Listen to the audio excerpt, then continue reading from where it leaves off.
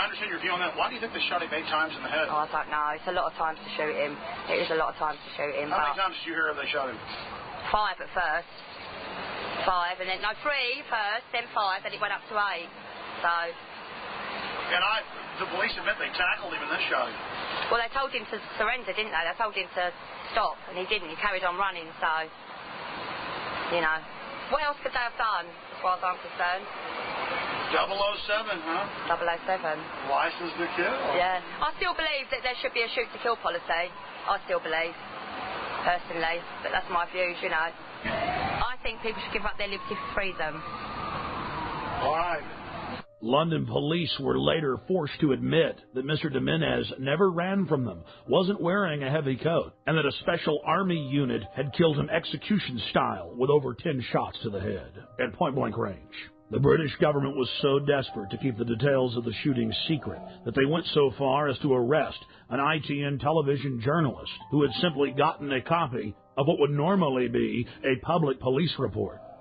Government whistleblowers and police have also been suspended and arrested for telling the truth.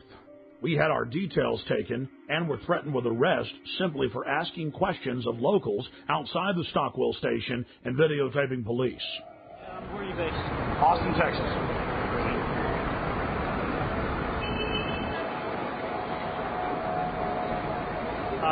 Alex, what's your name?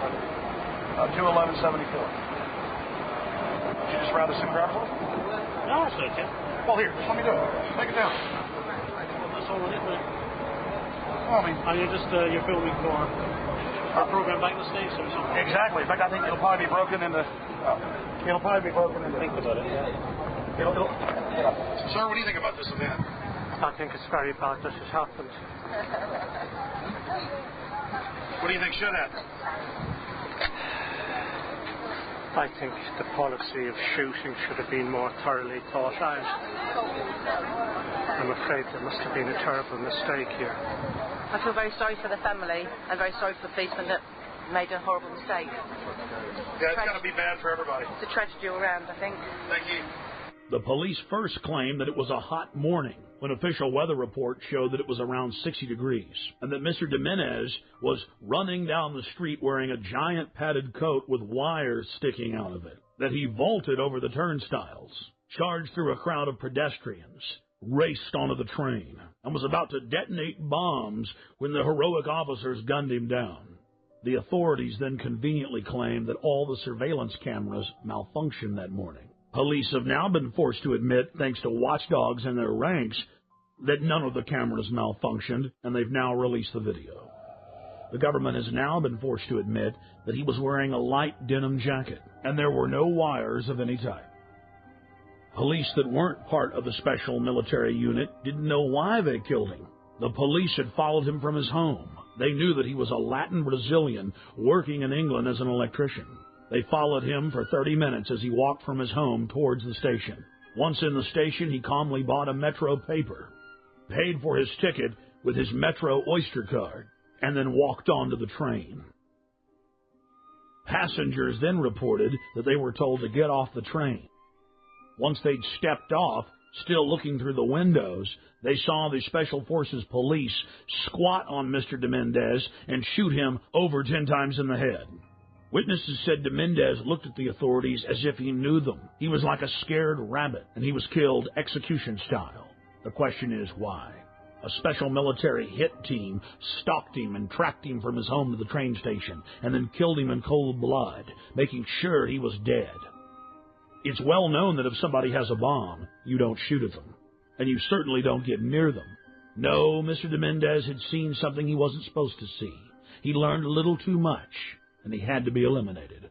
We were at the station just a week after he was killed, and many of the facts we've covered were already public knowledge. But still, some of the locals made excuses for the police. Within hours of the 7/7 bombings, Israeli army radio was reporting that Benjamin Netanyahu, the former prime minister of Israel, had been warned not to leave his hotel that morning to attend a meeting less than 100 yards away from one of the train stations that was bombed. The Associated Press ran the headline, "Netanyahu changed plans due to warning." Then the current Prime Minister, Ariel Sharon's office, instructed Israeli officials not to give interviews to the foreign media concerning the warning. Israel's Foreign Office attempted to spin the story, saying that they'd given a general warning to the British that day. Then, several weeks later, the head of Mossad told a major German newspaper that he indeed had issued a warning to Benjamin Netanyahu at 8:40 a.m., 10 minutes before the first blast.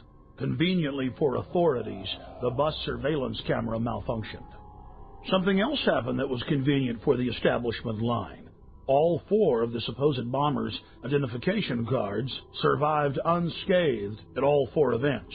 But there was just one problem. In one case, one of the bombers' IDs was found at 2 separate locations. As the evidence mounts, it is crystal clear. Only criminal elements of the British government could stage the attacks and then engage in the cover-up. The reason the Netanyahu story is important is it clearly shows that other intelligence agencies were aware of what was going on in London that day and took necessary precautions to protect their Minister of Finance. In 1994, the Israeli embassy in London was bombed. This was at a time when I was in the service. I joined the Middle Eastern section shortly after that, and I was actually astounded to read a document written by a senior MI5 officer who'd seen all the information coming in about this attack, and he said that he believed that the Israelis had bombed their own embassy. In any staged terror attack, governments have to be extremely careful to keep the operation shielded, compartmentalized. Most people in government are moral individuals who believe that they're standing up for their nation's sovereignty, for its national interest, and it's absolutely essential to keep them in the dark. One of the chief tools used by governments as a smokescreen is staging exercises or drills at the exact same time and exact same places as real events.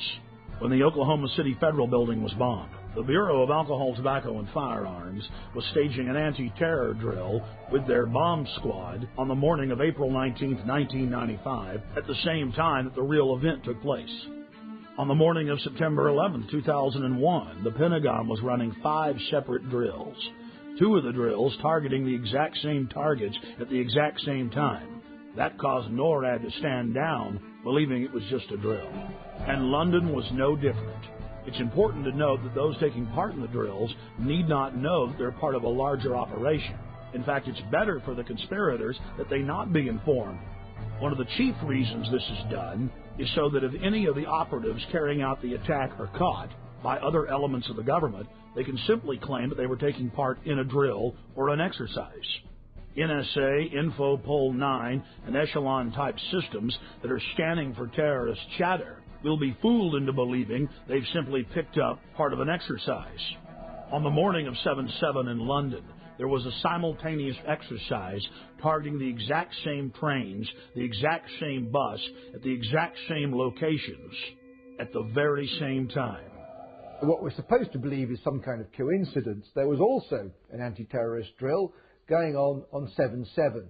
And again, just like 9/11, they were talking about attacks on the same targets, the same kind of tube stations, and exactly the same time as the actual attack happened. We learned of the drills of 7/7 on 7/7 from Peter Power, the head of Visor Consultants, a crisis management firm based in London. Mr. Power was the former spokesperson for Scotland Yard. Mr. Power told National British Television, ITN News, about the drills. Today we were running an exercise for a company, bearing in mind I'm now in the private sector, and we sat everybody down in the city, 1,000 people involved in the whole organisation, but the crisis team, and the most peculiar thing was we based our scenario on the simultaneous attacks on the Underground and mainline station. So we had to suddenly switch an exercise from fictional to real. And one of the first things is, get that bureau number. When you have a list of people missing, tell them. And it took a long time.